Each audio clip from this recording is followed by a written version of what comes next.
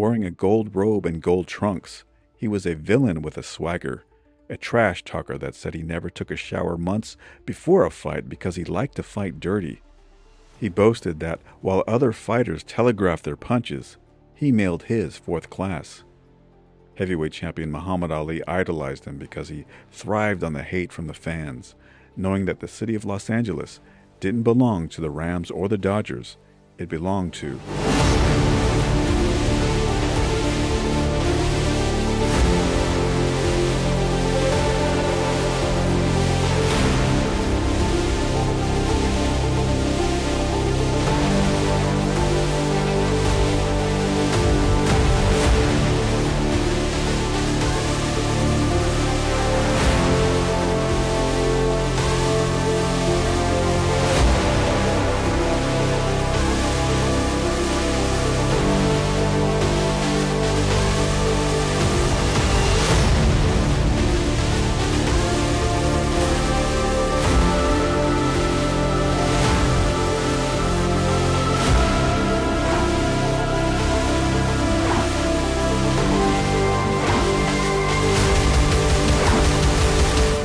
Art Aragon was born in Belen, New Mexico in 1927 on his parents' cattle ranch, the sixth of 13 children.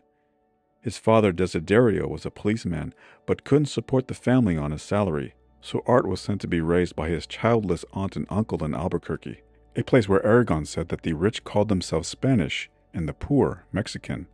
His uncle Eddie was a guitarist, and Aragon himself began playing the violin. The family moved a lot, living in Cincinnati, Ohio, Newport, Kentucky, before finally settling in Los Angeles when World War II began. Aragon graduated from Roosevelt High School, getting good grades, and wanting to be a lawyer. He got into his share of fights, but nothing suggested a boxing career. "There was this kid who would beat me up every day," Aragon said, "but it wasn't a fair fight. She was 6 months older than me." In high school, he took a job at Knutson's Creamery, loading trucks, and got into a fight with a coworker. His boss, a man named Lee Boren, liked the way Aragon used his fists. "I thought he was going to fire me," Aragon said. "Instead, he took me home and taught me how to box. I never used another second or trainer after that." Boren became his first manager, starting Aragon in the amateur ranks before turning him professional at the age of 16. The prospect of earning quick money enticed him, and Aragon lied about his age. His heroes were Detective Boston Blackie and actor Tyrone Powers, so he initially fought under the name of Blackie Powers, and later Babyface Aragon. Aragon fought in 4-rounders for his first 2 years, getting $27 for each bout. While the competition in Los Angeles was fierce with numerous fighters, Aragon won his first 11 bouts before dropping 2 decisions to Burt White, who had too much experience for the rookie. It took Aragon 4 years before he was featured in his first main event. In 1945, he joined the Coast Guard and was stationed in Boston, where he continued his pro career. He returned to the West Coast in July of 1947 and received a lot of good press when he and John L. Davis stole the show in a semi-main event at the Oakland Auditorium. Aragon lost a controversial decision, but won the rematch a month later.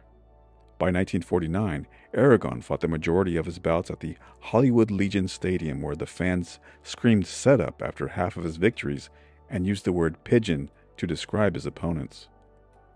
Later that year, he signed with manager Jimmy Roche, who brought him in as a headliner at the Olympic Auditorium, the big show in town. Roche employed an entire staff of trainers to teach Aragon the nuances of the game, including Jerry Indrasano, Benny Conyers, Johnny Villaflores, Ray Luna, Jack Chase, and Chalky Wright. But Aragon hated training, calling it a slob's occupation, and hated other people giving him advice. "I don't know 2 guys qualified to give it to me," Aragon said, and he remained a devotee of Mexican food and beer. But trainer Chalky Wright worked diligently to help Aragon correct his defensive liabilities, and Benny Conyers always found Aragon to be a good student who always gave his best. On February 14, 1950, Aragon became the talk of the town in Los Angeles when he stopped Enrique Bolaños in 12 rounds of a classic brawl. Bolaños was the biggest draw at the Olympic, a Mexican national performing for fans who wanted their favorites pure. Aragon was called a pocho, a slang term for an Americanized Mexican. Entering the ring as a 2-1 underdog, Aragon was surprised that he was booed so viciously, but later realized that he could make more money as a villain than a hero. "I used to worry about those boos," Aragon said, "but after the Bolaños fight, I waited for the cheers and didn't get any. Since then, I just take the catcalls in stride." On May 16, 1950, controversy surrounded his name as the California State Athletic Commission investigated his bout with Tommy Campbell. Campbell was a 7-1 underdog who decked Aragon in the second round, but oddly failed to follow up his advantage with any aggression. The next round, Aragon swarmed over Campbell and knocked him out. The fighters' paychecks were withheld until the commission later exonerated both fighters of wrongdoing. Aragon then rematched Bolaños, this time taking only 3 rounds to stop his foe. He was once again booed by the Olympic crowd, but gave them the middle finger and collected his check. Aragon was now officially the biggest sports draw in Los Angeles. He sometimes fought twice a month, never having to venture to the East Coast as he was making so much money locally. Actors like William Holden came to his fights, and the married Aragon dated actress Mamie Van Doren and took Marilyn Monroe out to dinner in his white Cadillac. In August of 1951, Aragon defeated lightweight champion Jimmy Carter in a non-title match. 3 months later, he got a rematch, this time for the championship. There were rumors that Aragon could not make the lightweight limit of 135 pounds. At the weigh-in, Aragon tipped the scales at 146 pounds, and the crowd gasped, before the giggling Aragon stepped back and took off his trunks, revealing lead weights attached to his waist. Aragon weighed in under the limit, and the bout would be the first fight to ever be nationally televised.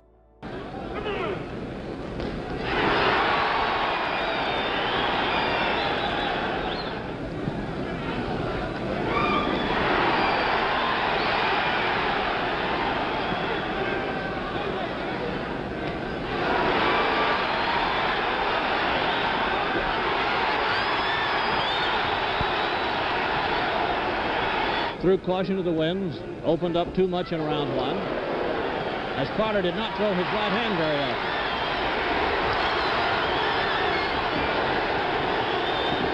That was a left hand that had Carter in trouble.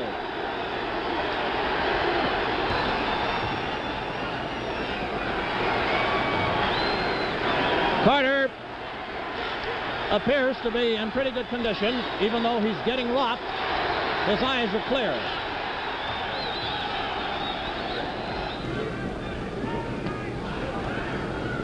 Notice there have not been too many of the left jabs. Both boys hook well, and Aragon is down from the left hand. Carter goes to a neutral corner. Aragon is up, and he's in trouble with 1.5 minutes to go in round 6. That was a left hand that put him down. Aragon is looking to his corner.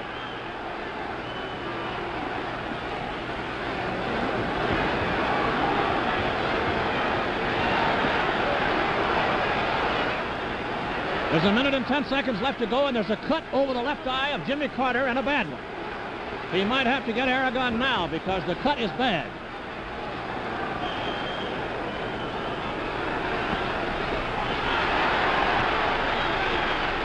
Oh, this is a pure sixer. The cut over the eye of Carter is up in the eyebrow. And it really opened up in a hurry.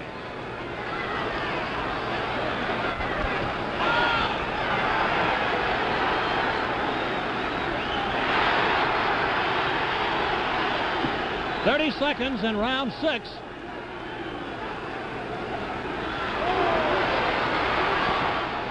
All of these fans out here tonight have seen Aragon many times. They've seen him flatten a lot of tough boys, while most of you fans looking in around the East, of course, have seen Jimmy Carter, the champion, quite often.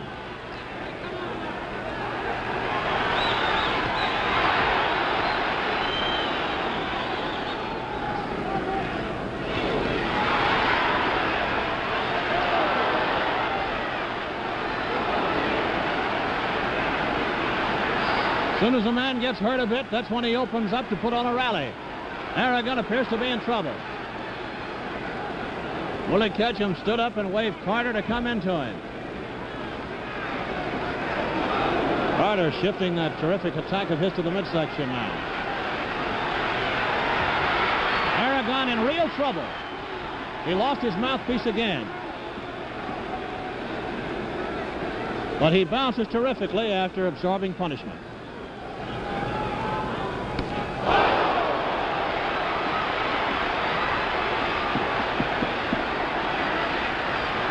If Aragon weathers this one, he's something.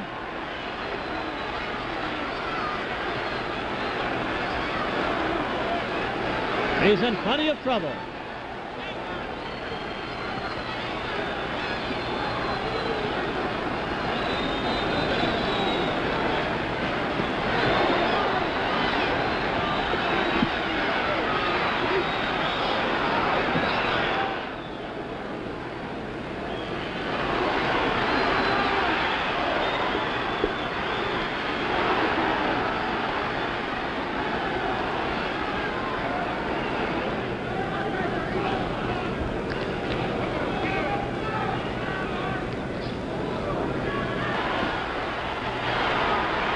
What's keeping that boy up?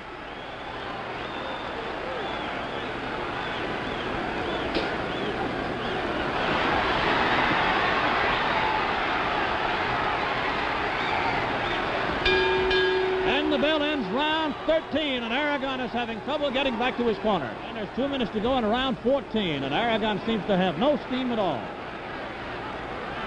But what a heart he's got.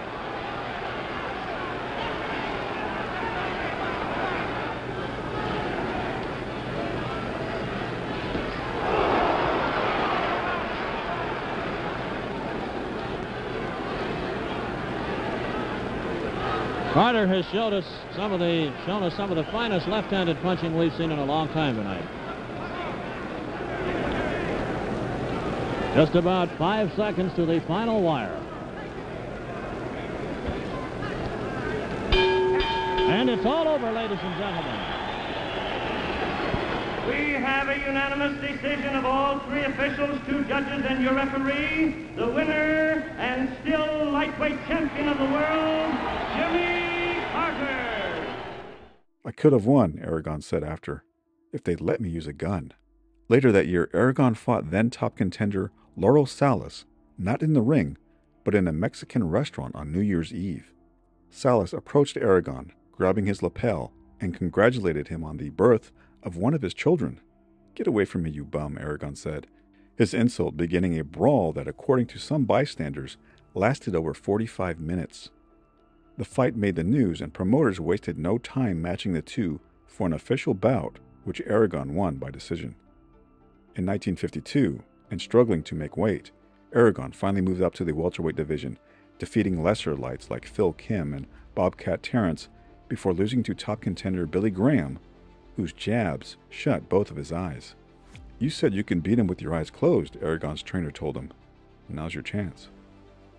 7 months later, Aragon returns to take on the highly regarded Henry Davies. "He's one of the few fighters I actually like," Aragon said before the fight. "I wish him all the luck in the world. Bad luck." 10 seconds left.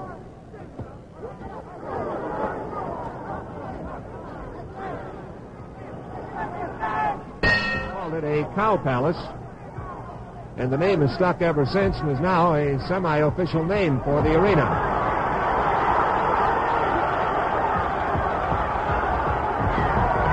About 20 seconds left. We're in round number 7.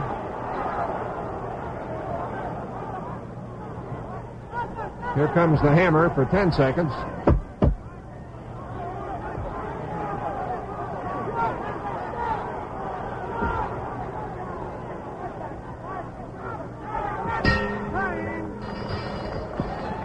The cut over the left eye of Art Aragon has been opened slightly.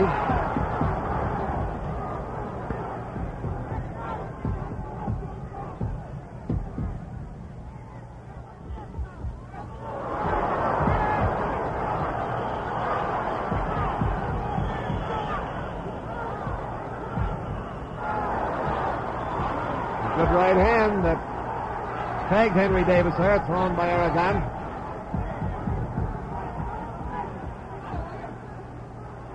Davis can really weather those punches. In inside of Davis's mouth has been cut, and it is bleeding very freely. Aragon now, at the sight of the blood, is really pouring it on.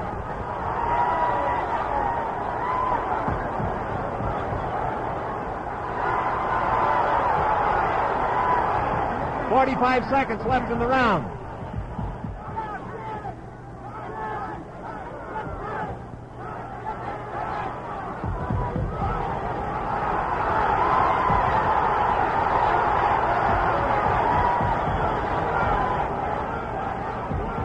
Henry Davis was able to slip all those big punches that Aragon was throwing his way.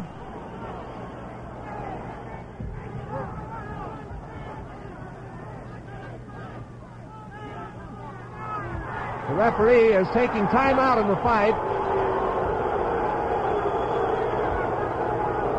So great is the loss of blood through the punctured lower lip, but I don't believe he has stopped the fight. He is calling the commissioned doctor, Dr. Robert Ladden, to take a look at that. The lower lip is punctured, and the doctor says this fight is to be stopped. The crowd is uproarious because Henry Davis was really putting on a terrific, courageous battle. The fight has been stopped because of that very severe cut in the lower lip of Henry Davis. With the win, Aragon's manager Jimmy Roche began negotiating for a bout against champion Kid Gavilan. Proceeds of over $300,000 were projected for the fight, but Roche was given the cold shoulder by Gavilan's people. Add in Aragon's unexpected loss to the unpolished Ramon Fuentes, and another shot at a world title now seemed remote. "I've got to get a little hungrier," Aragon said after the Fuentes loss. "That's my trouble. I'm not hungry anymore." 2 months later, Aragon seemed to get his appetite for winning back, decisioning the tough Danny Womber and Art Soto before getting a televised date against Chuck Davey. Art, this should be just about your biggest fight to date, don't you believe, this coming go here with Davey?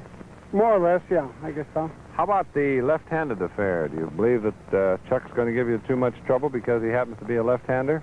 Well, I'd say that if it wasn't for the fact that he's left-handed, he'd go out in the first round. Uh-huh. But this might, I don't know. How about Mr. Trigo? Of course, you've had past experience with Trigo, and I believe Jones also was a left-hander, wasn't he? That's right. They weren't too tops as a fighter, but the fact that we're left-handed helped me more than even.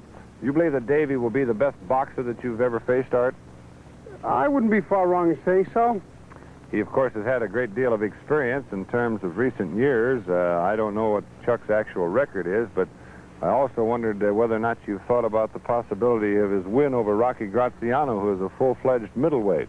Well, Rocky was slowed down when they fought, as you know. Uh-huh. I think that if Chuck had more of a punch, he'd have been a great fighter, but I don't know.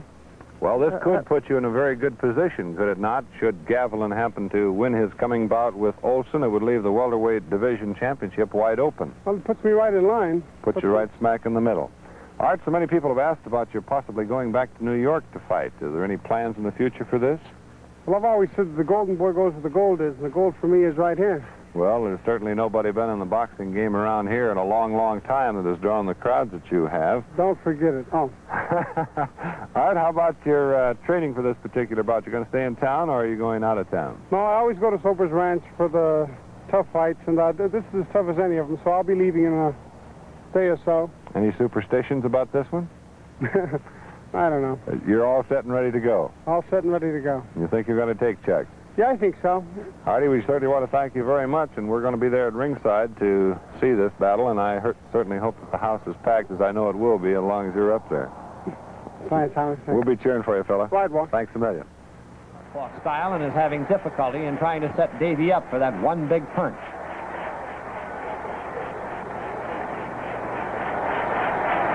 Watch that right hand of Davies, and you'll see a well-educated jab. David repeatedly scores with his stinging right jab. And Aragon, as this match was not destined to go that way, and it went the route. Now watch Aragon in this sudden flurry here, and he has Davey reeling left and right, and they're hitting home.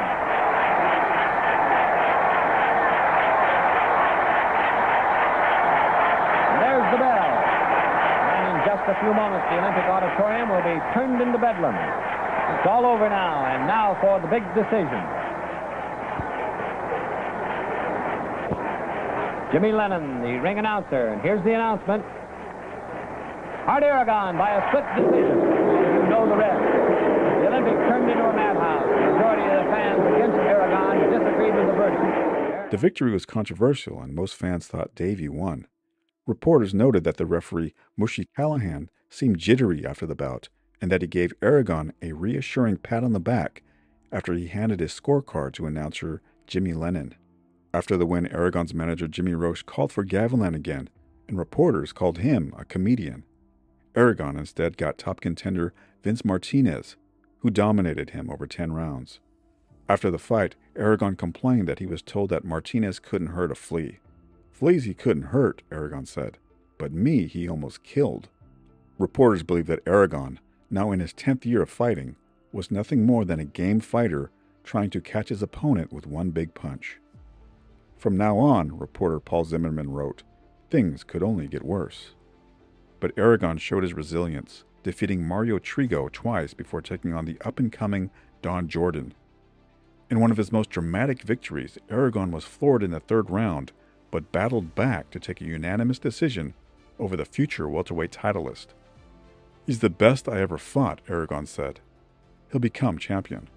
In December of 1955, a few days after defeating Jordan in a rematch, Aragon was arrested for public drunkenness, staggering down the street and later admitting to police that he had drank at least 8 beers. But the charge didn't deter him from going on one of the longest win streaks of his career, which included a victory over former lightweight champion Jimmy Carter 5 years after their title fight. They cheered me finally, Aragon said. I made a pretense of wanting to be the villain, but everybody wants to be liked. When I was cheered after beating Carter, I was crying. But the cheers didn't last long as the crowd resumed its booing of Aragon in his next bout. And in 1957, he was charged with trying to fix a fight against Dick Goldstein.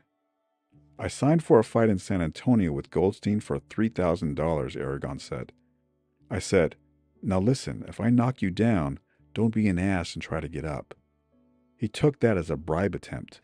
The next thing I know, he's testifying at a commission meeting, and I'm in court. Goldstein claimed otherwise, stating that the bribe offer was made at Aragon's home on December 8, 1956, where he was offered $500 to take a dive in the 4th round. Aragon later pulled out of the fight, claiming that he had the flu. The case went to trial and Aragon was sentenced to 5 years in prison before it was overturned on appeal. Goldstein was later jailed for grand theft auto.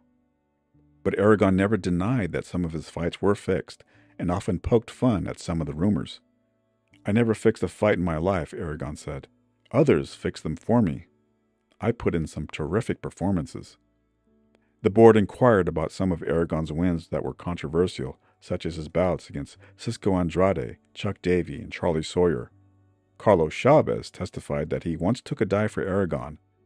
Trainer Jackie McCoy called Aragon a rat. I take exception to being called a rat, Aragon said. I don't deny it.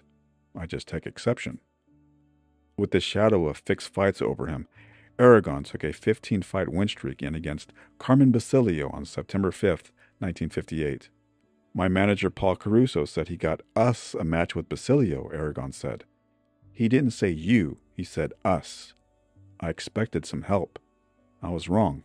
Boy, was I wrong. The fight was Aragon's biggest payday, over $140,000, with over 21,000 fans in attendance. During the weigh-in before the bout, Basilio asked Aragon how he was doing. Aragon replied, "Not so good. Both my wife and my girlfriend are here." In the dressing room, Aragon looked a little pale before the ring walk.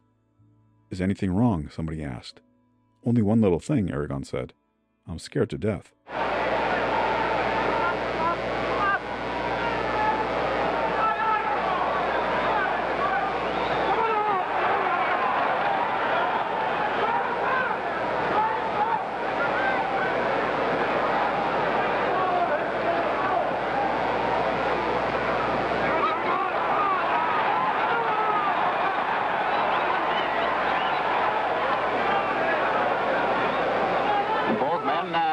are easy to hit in this first round.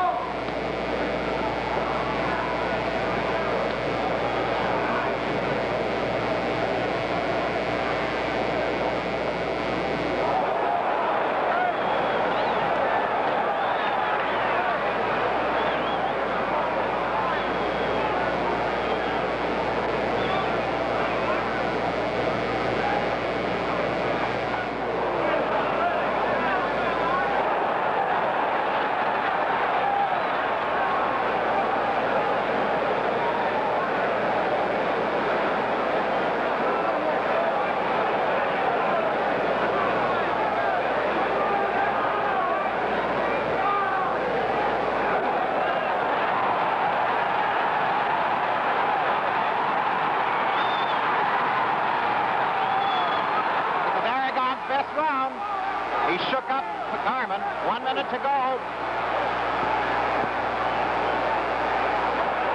It gets discouraging hitting your opponent with your best punch and have him come back at you like this. Slight cut on the left eye of Aragon.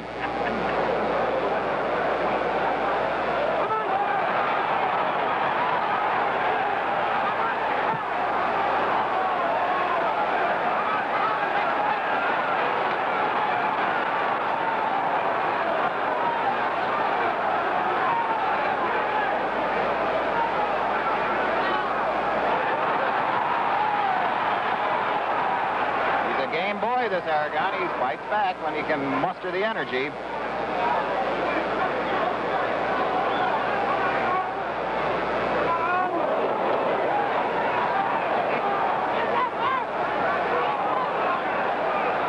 Aragon is beginning to weaken. His hands come down.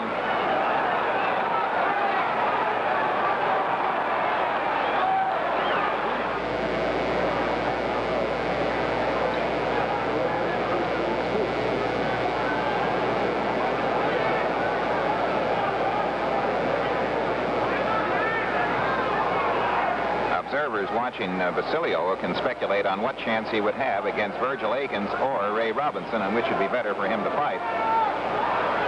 Provided, of course, he wins this one, which he apparently is winning easily.